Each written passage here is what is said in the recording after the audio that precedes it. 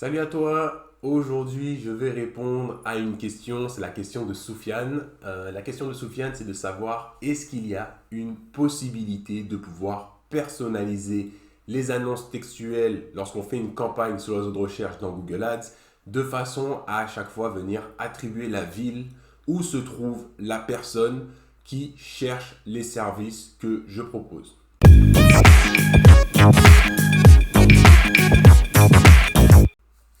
Je suis donc Davy, formateur sur la plateforme Courseverie, et à la question si on peut personnaliser du coup les annonces avec des noms de villes dans Google Ads et qui dépend évidemment en fonction de la position géographique d'une personne, la réponse est oui.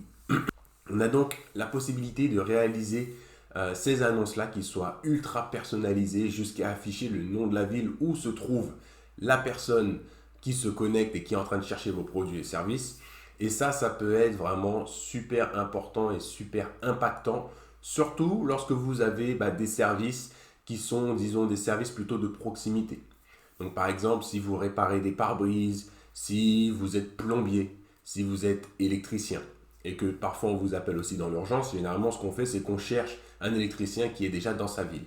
Donc si vous avez vos annonces Google Ads qui viennent s'adapter automatiquement avec le nom de la ville de la personne, dans ce cas-là, c'est beaucoup plus intéressant pour vous puisque vous allez réussir à inciter les gens à cliquer sur votre annonce puisqu'ils vont sentir que vous êtes vraiment dans leur ville, que vous êtes à côté de chez eux et que vous allez pouvoir du coup intervenir rapidement par exemple. Donc comment est-ce qu'on met donc en place ces annonces-là? Pour mettre en place ces annonces-là, on va se servir évidemment de Google Ads, mais pas que. Pour mettre en place ces annonces-là, il va donc falloir que l'on crée carrément tout un flux de villes annexes qu'on va importer ensuite dans la plateforme Google Ads. Donc dans ce flux qui va s'organiser sous la forme d'une Google Sheet, on va rentrer du coup l'ensemble des villes que l'on souhaite cibler avec les différents textes que l'on souhaite mettre en place également basés sur ces annonces-là. Donc on va venir écrire le nom de la campagne, le nom du groupe d'annonces et derrière on va mettre la ville que l'on souhaite cibler à chaque fois avec le texte qui lui sera donc propre. Ce qui va se passer ensuite, du coup, c'est qu'on va rentrer ces variables-là lors de la construction de l'annonce dans Google Ads. Donc, une fois qu'on a rentré ces variables-là, on va donc dire à l'annonce d'aller rechercher dans ce fichier à chaque fois qu'elle détecte que quelqu'un est connecté, par exemple dans la ville de Paris ou de Marseille, de venir intégrer ce mot-clé-là directement dans le titre.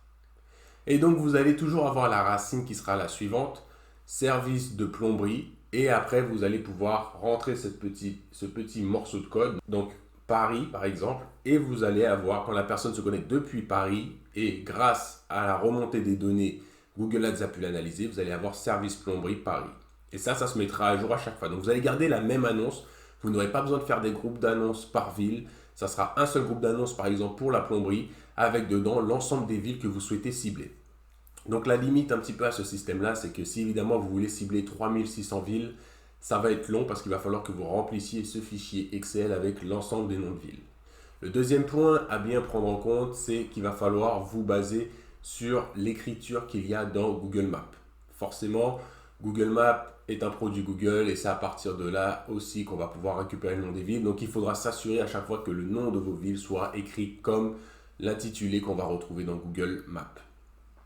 Ensuite, il va falloir faire la mise en place technique dans votre compte et après commencer à suivre finalement quels sont les résultats.